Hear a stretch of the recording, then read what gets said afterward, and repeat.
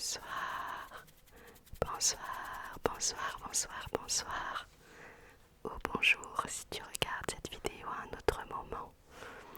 J'espère que tu vas bien. Alors je suis un peu pas droite, je vais redresser mon micro. Ça sera peut-être mieux. Bon, je m'excuse, je suis luisante, transpirante, mais là où j'habite il fait excessivement chaud. Et ma maison, au lieu de garder la fraîcheur, fait rentrer la chaleur. Donc c'est très difficile l'été pour moi. Voilà. Donc thème du jour, la chaleur. Et qui dit chaleur dit été. Et qui dit été dit lecture. Lecture pendant les vacances, lecture bord de la plage, lecture dans son lit, dans le jardin, où vous voulez. Mais l'été c'est le moment de lire. Je vous ai réuni en fait des lectures, alors je vais compter combien pour le titre. Je vous ai réuni des lectures, que ce soit dans ma liseuse ou dans ma bibliothèque.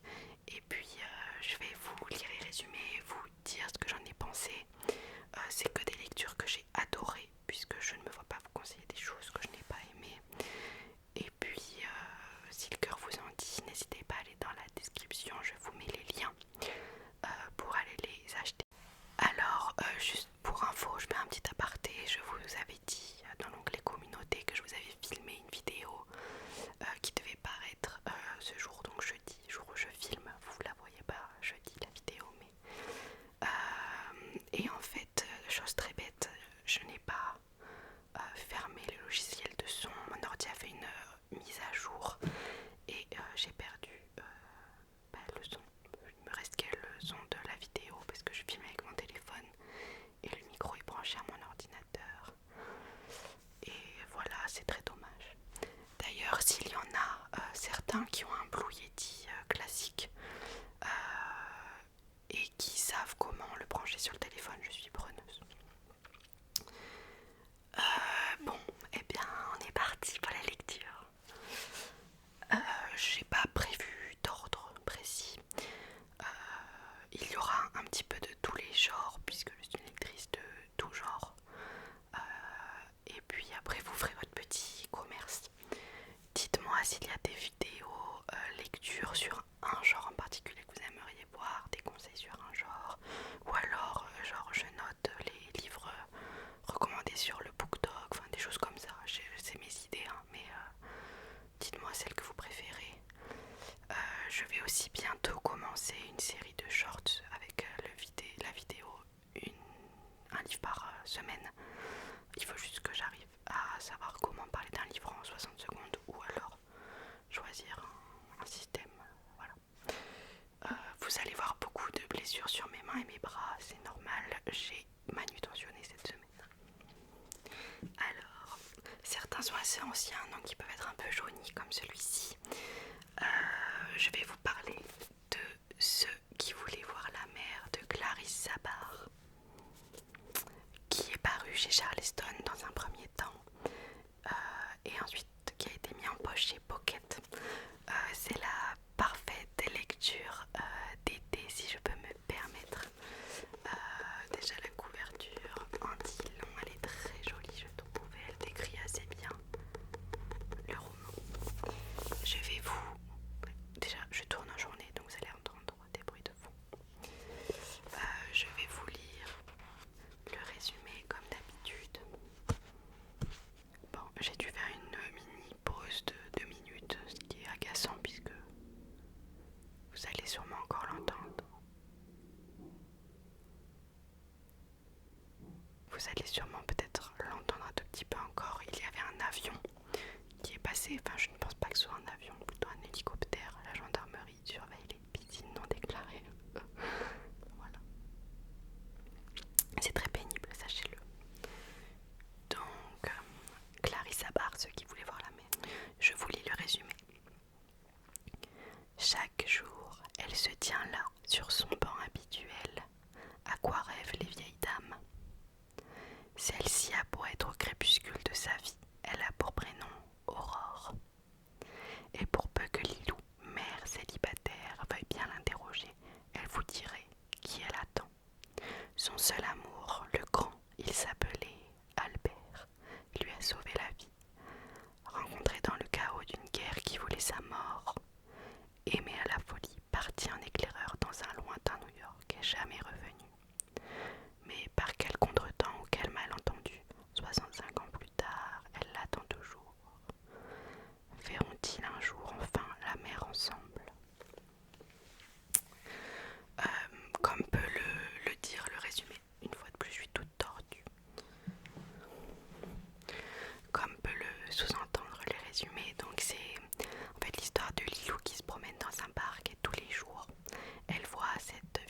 assise sur un banc.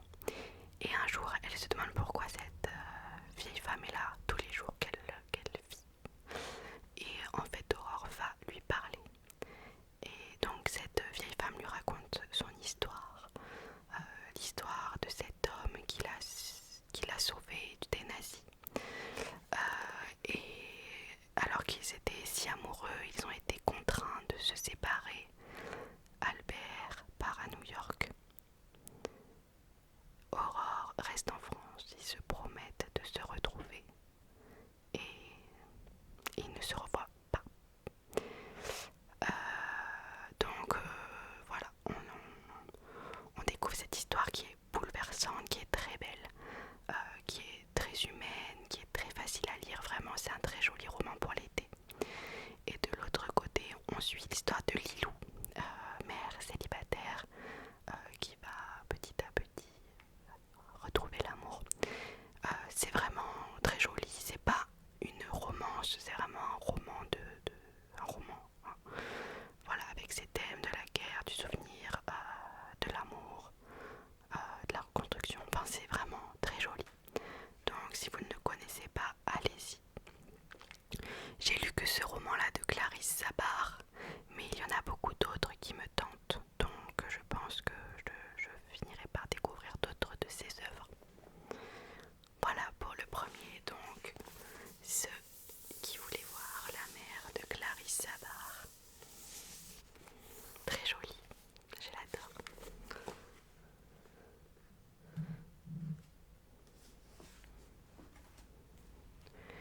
Deuxième titre. Alors là c'est un de mes coups de cœur vraiment de tous les temps. C'est Pete Fromm, donc qui est, je pense, l'auteur dont j'ai lu le plus de livres. Parce que souvent je lis des livres sans vraiment. Voilà. Mais Pete Fromm, j'ai continué à lire ses livres pour lui. Il y en a certains que je n'aime pas, bien sûr. Il écrit beaucoup autour de la nature et des relations humaines. Moi, je n'aime pas quand les livres sont trop aventure et trop exploration.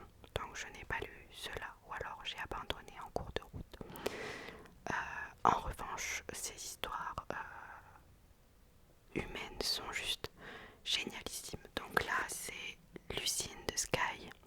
Oui, ça fait référence au titre des Beatles. Voilà, donc on a sur cette couverture un arbre avec les pieds de cette jeune Lucie, puisqu'il est mentionné dans le roman qu'elle part des Converse. Voilà.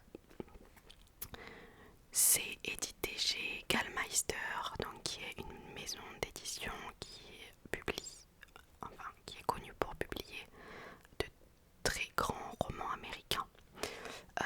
Et il me semble que cette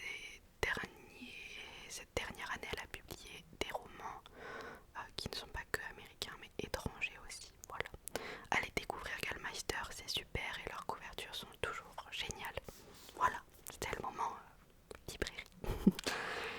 Je vous lis le résumé de Lucy in the Sky.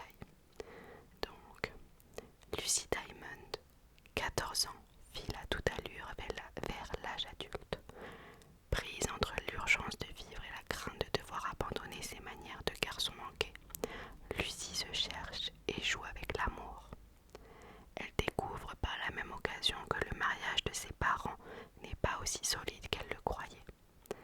Armée d'une bonne dose de culot, elle s'apprête à sortir pour toujours de l'enfance, quitte à remettre en question l'équilibre de sa vie et à en faire voir de toutes les couleurs à ceux qui l'aiment.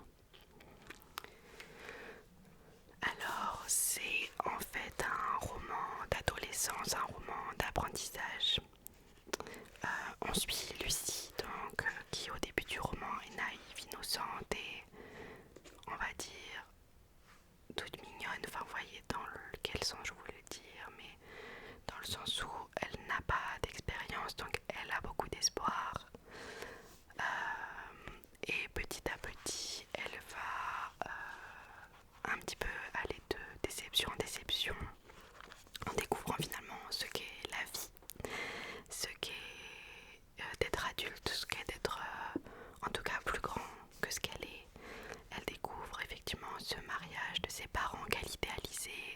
qu'elle trouvait les plus beaux du monde, les plus amoureux du monde, complètement s'écrouler.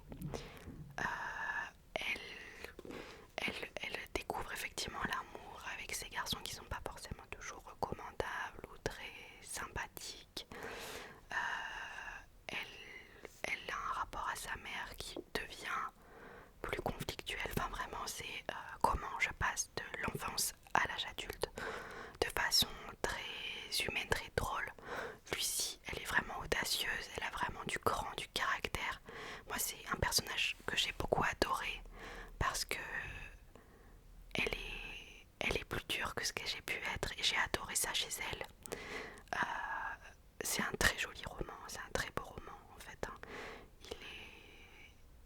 Il est super, voilà, c'est un de mes coups de cœur, un des livres que j'ai le plus conseillé, je pense, à mes proches. Donc allez-y, lisez-le, vous allez voir, vous allez pas vouloir quitter Lucie et vous allez la quitter avec un petit nœud dans la gorge, voilà. Donc allez-y, très belle lecture pour l'été aussi, voilà.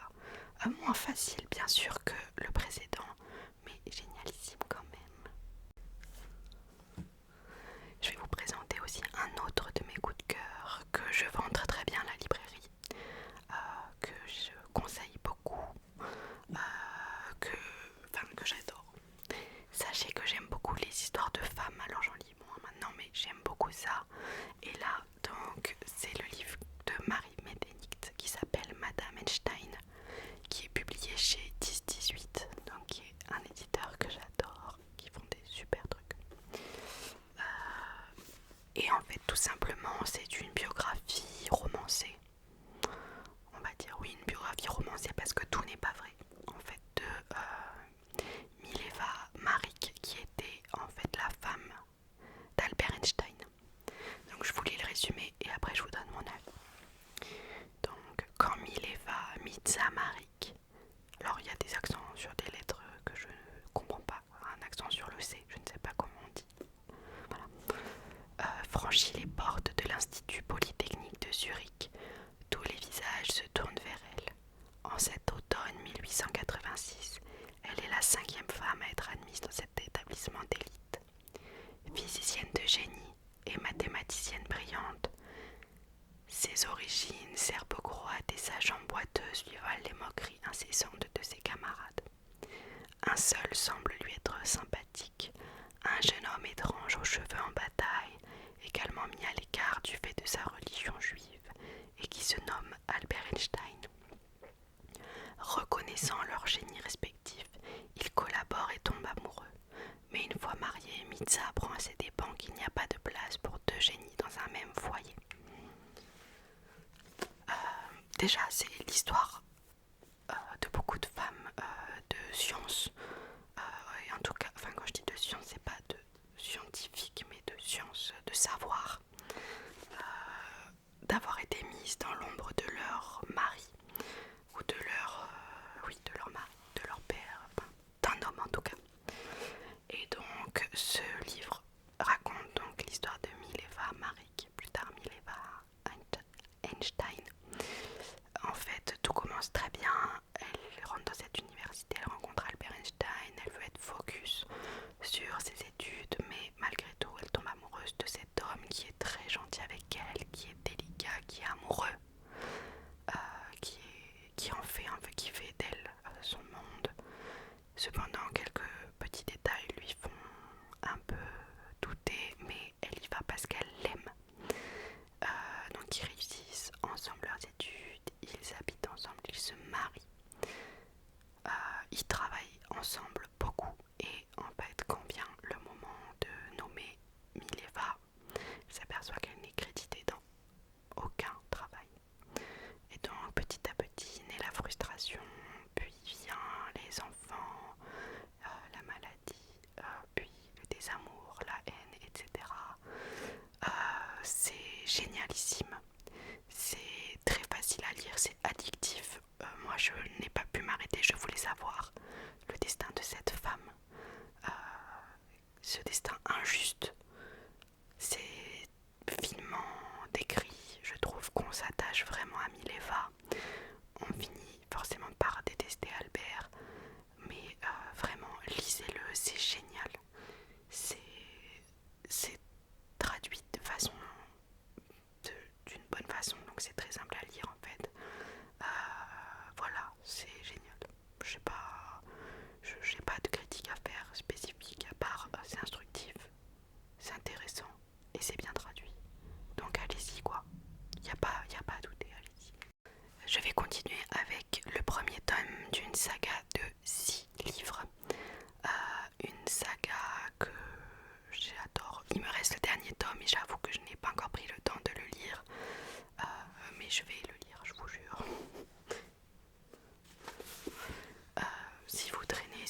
ciseaux, si vous allez beaucoup en librairie, vous n'avez pas pu passer à côté. Donc c'est Blackwater. Déjà, est-ce qu'on peut souligner le travail d'édition qui est juste sublimissime. C'est magnifique, c'est magnifique. C'est chez Monsieur Toussaint l'Ouverture, donc qui édite beaucoup de romans, je vais dire de niche, mais pas vraiment en fait. C'est souvent de très grands romans, en tout cas des romans qui ne sont pas accessibles à tout le monde, dans des couvertures, enfin les grands formats ont une jaquette qui est superbe, qui brille très souvent, et là ils ont fait donc leur poche Blackwater puisqu'il n'existe pas en grand format. Donc c'est une réédition en fait de feuilletons, je crois, feuilletons journalistiques qui sont parus dans les années 60. Je vous dis peut-être des bêtises, mais voilà. Donc c'est une série en 6 tomes fantastique. Je vous lis le résumé. Alors que les flots sombres et menaçants de la rivière submergent Perdito, une petite ville du sud de l'Alabama, les Casquets, une riche famille de propriétaires, doivent faire face aux innombrables dégâts provoqués par la crue. Mené par Mary Love, la puissante matriarche, et par Oscar, son fils dévoué, le clan s'apprête à se relever. Mais c'est compté sans l'apparition si soudaine que mystérieuse d'Elinor Damert, jeune femme séduisante au passé trouble dont le seul dessein semble être de s'immiscer au cœur de la famille Casquet. Alors, c'est une saga familiale. Effectivement, chaque tome fait à peu près 250 pages. Et en fait, à leur parution, ils sont parus, je crois, toutes les 2 semaines. C'était fait pour faire un effet série un peu Netflix où les lecteurs attendaient leur fin, puisque chaque fin se finit en mode mais il me faut la suite. C'était très intelligent et c'est ça qui a fait leur succès, je le pense, en plus de leur magnifique livre. Donc on est dans cette Amérique poussiéreuse, hein, clairement, mais dans une famille riche où on va suivre en fait le clan Casquet et Elinor, qui est un personnage très bizarre. Alors dans les 3 premiers tomes, on comprend qu'Elinor est étrange, mais c'est dans le 3e tome qu'on se dit ouais ok, il y a vraiment une couille dans le potage. Désolée pour l'expression. Le fantastique est très léger. Et en fait c'est ça qui fait que n'importe qui, même un lecteur qui ne lit pas du tout de fantastique, ce qui est plutôt mon cas, je lis de la fantasy un petit peu, mais du fantastique j'en lis très très peu. Et là vraiment c'est très bien fait, c'est très bien traduit, c'est très bien écrit. Les personnages sont super et au fil des tomes on s'attache à eux malgré tout. C'est addictif, c'est prenant, c'est mystérieux. Voilà, donc allez-y. Pour moi, mon tome préféré, c'est le tome 3 qui s'appelle La Maison. Je l'ai trouvé génial. Mais ils sont tous super. Donc voilà, commencez par celui-là et vous verrez que vous allez acheter les 5 autres.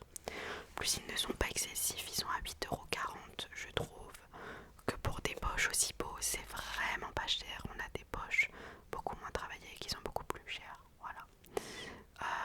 Allez-y, foncez. Ça, pour l'été, c'est parfait parce que vous allez les dévorer et vous aurez le temps de le faire. Voilà, tout simplement.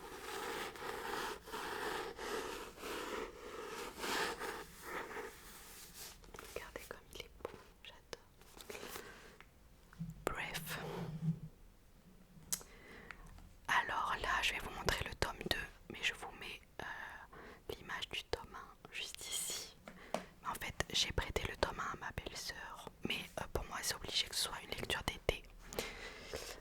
La série est parue sur Netflix. Oh, il est abîmé, mince. La série est parue sur Netflix, mais j'ai pas regardé la série. J'ai regardé peut-être la moitié du premier épisode.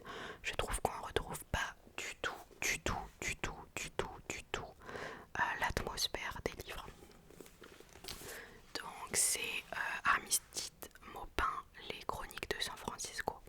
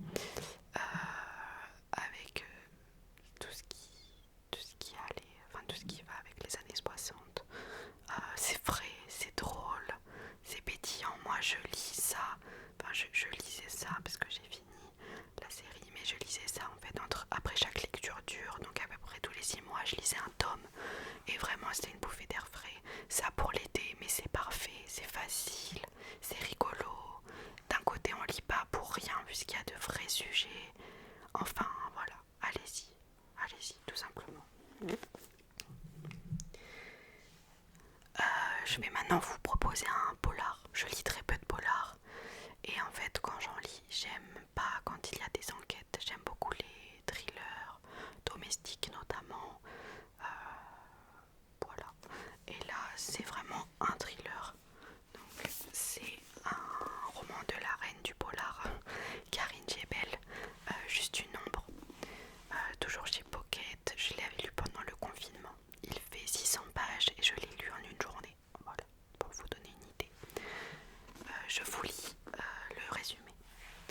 D'abord, c'est une silhouette, un soir dans la rue, un face-à-face avec la mort.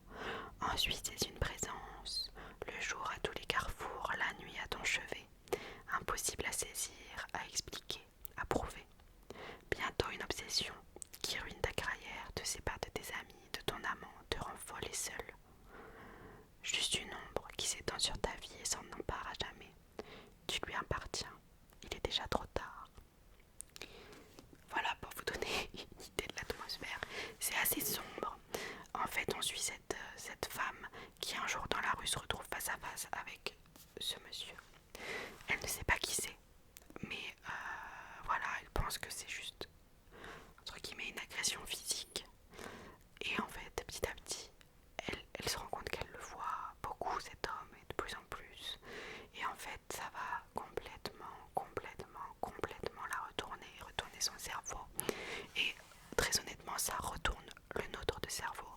C'est génial, c'est très bien écrit, la tension monte petit à petit. En fait, on peut juste plus s'arrêter. Donc, allez-y, lisez-le, voilà, à la plage, bronzé, mettez de la crème souvent et lisez-le, voilà, tout simplement. C'est addictif et c'est très bien, voilà. J'en suis à 6. Bon, c'est pas mal. Alors là, c'est une épreuve corrigée, enfin non, une épreuve non corrigée que j'avais reçue l'année dernière, avant que le livre paraisse. Donc de la nurse du Yorkshire, de Stacey Holmes. Donc pour ceux qui connaissent, c'est celle qui a écrit Les sorcières de Pendle. J'ai lu tous ses romans, sauf Les sorcières de Pendle qui paraît est le meilleur. Je l'ai, il faut juste que je me lance. Donc c'est un roman qui est paru chez Michel Lafon. Et oh, c'est très pénible ce bruit. Qui est paru chez Michel Lafon et je pense qu'il est sorti en poche. Je sais, oui, il est sorti en, je sais plus. Bon, peu importe. Je vous les résumer. West Yorkshire 1904. Lorsque Ruby, nourrice fraîchement diplômée et engagée pour s'occuper des enfants de Charles et Lillian, England, un couple issu d'une puissante dynastie d'industriels, elle espère que ce sera le nouveau départ dont elle rêvait. Mais une fois installée dans leur maison, isolée de tout, elle comprend que quelque chose ne tourne pas rond chez la mystérieuse Madame England. Alors que Charles, chaleureux et plein de vie, accueille Ruby dans la famille. Liliane, en fait c'est Liliane et pas Lilian, Liliane, toujours distante, montre peu d'intérêt pour ses enfants, pour son mari. À l'écart des autres domestiques et présentant une menace diffuse, Ruby comprend peu à peu que si toutes les familles ont des secrets à protéger, certains sont plus dangereux que d'autres. Alors on dirait un thriller, mais non, il y a du suspense, c'est un peu mystérieux, ça se lit très facilement, c'est écrit de façon très facile, c'est traduit très facilement. On suit en fait un petit peu cette famille à huis clos. C'est super, ça se lit tout seul. Ça fait un moment que je l'ai lu, pourquoi je l'ai pris pour vous le présenter si je me rappelle plus trop. La nurse Yorkshire, mais voilà, allez-y. Ça se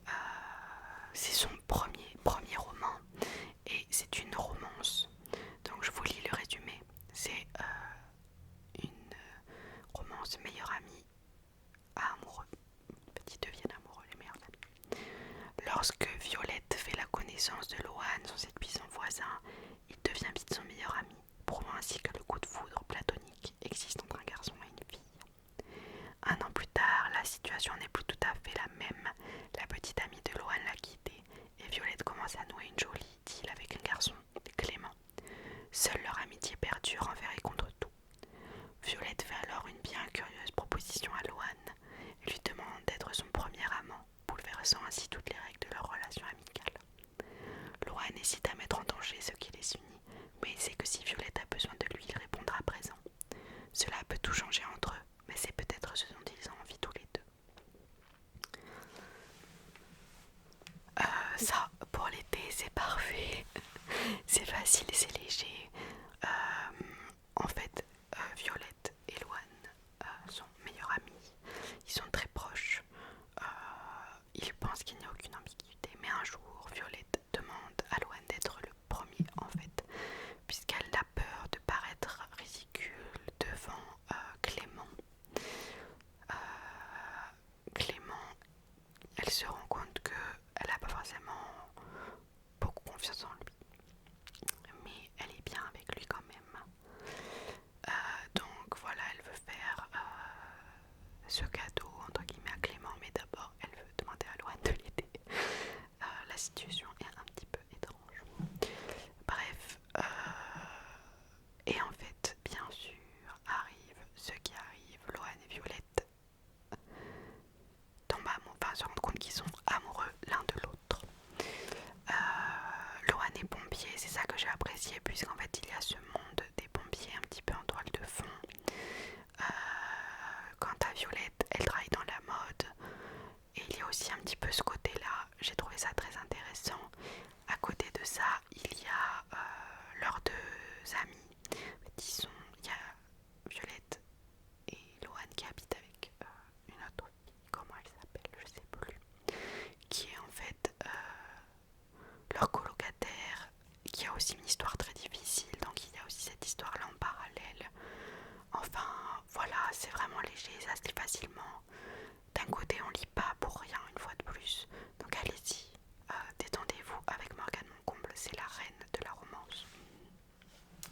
Et je voulais vous présenter son livre En équilibre, qui est un petit peu moins connu, qui est pour les adolescents. En fait, on suit Lara, qui vit à New York, qui a une sœur jumelle avec qui elles font du trapèze,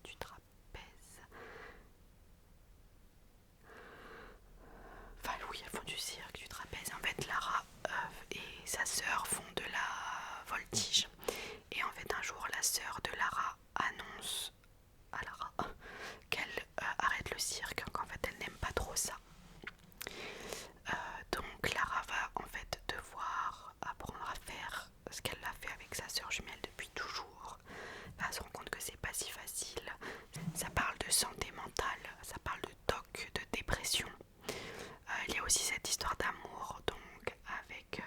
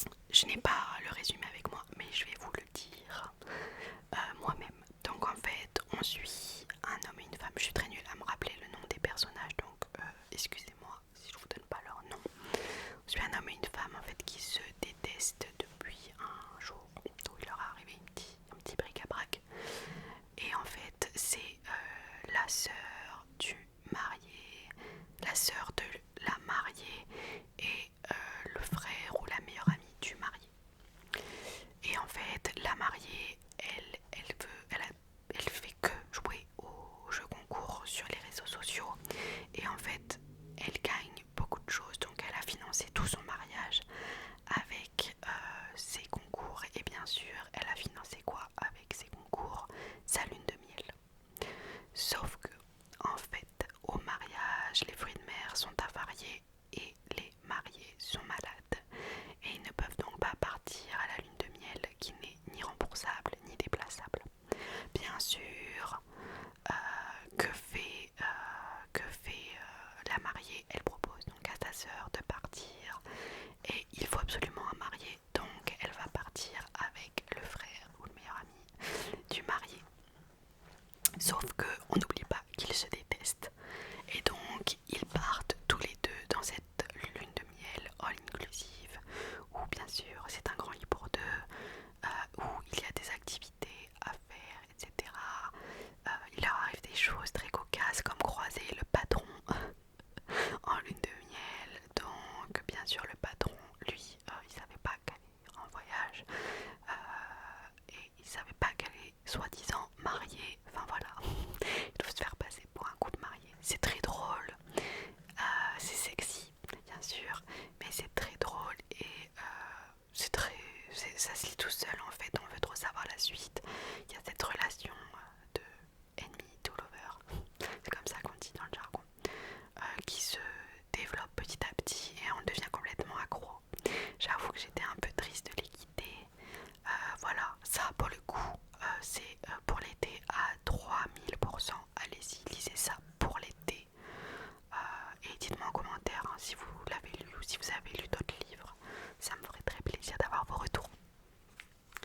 Et je vous propose un dernier livre. Donc, le dernier livre, c'est The Love Hypothesis d'Ali Hazelwood qui est édité chez Hauteville. C'est trop bien, j'ai adoré cette romance, j'ai adoré les personnages. Ça aussi, lecture d'été, allez-y. Donc Ali Hazelwood, c'est une autrice qui est aussi scientifique et qui connaît bien le monde universitaire et ce que c'est être une femme scientifique. Et en fait, elle a écrit deux romances qui se passent dans des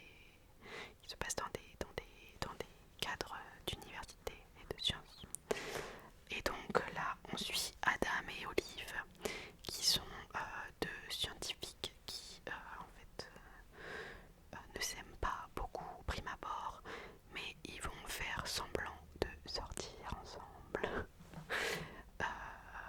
Et en fait, ils vont être amoureux. Donc pareil, en fait, c'est un peu comme l'anti-lune de miel dans le sens où il y a des situations cocasses puisque la meilleure amie d'Olive, elle y croit à fond.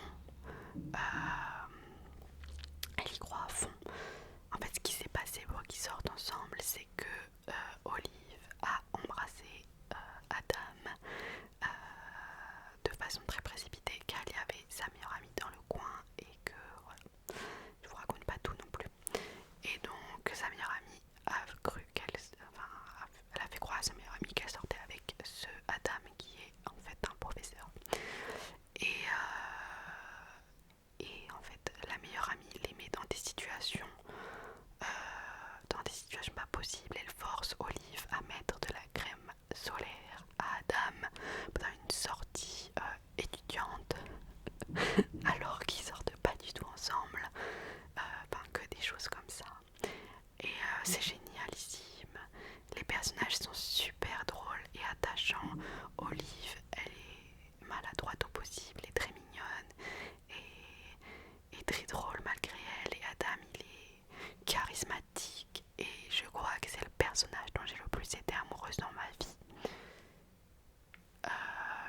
Je suis amoureuse d'Adam, voilà.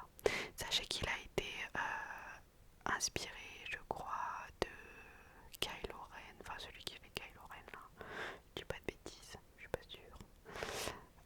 Enfin bref, il est charismatique, il est intelligent, il est parfait. En fait, il est parfait. Pour moi, c'est l'homme parfait, Adam. Voilà, c'est si je pouvais incarner, enfin si je pouvais la faire apparaître devant moi en vrai, un personnage, ce serait lui. Et on se marierait et on s'enfuirait tous les deux. J'adore ce personnage, je le trouve génial. Bien sûr, il y a une scène très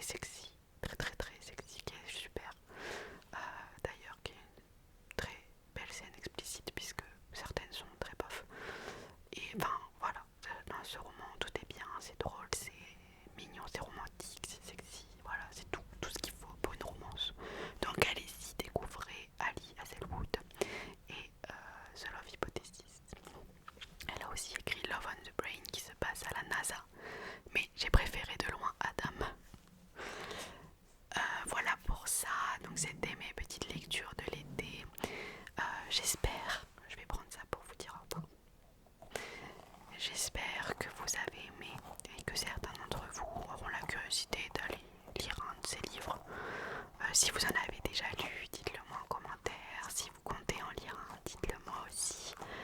Et surtout,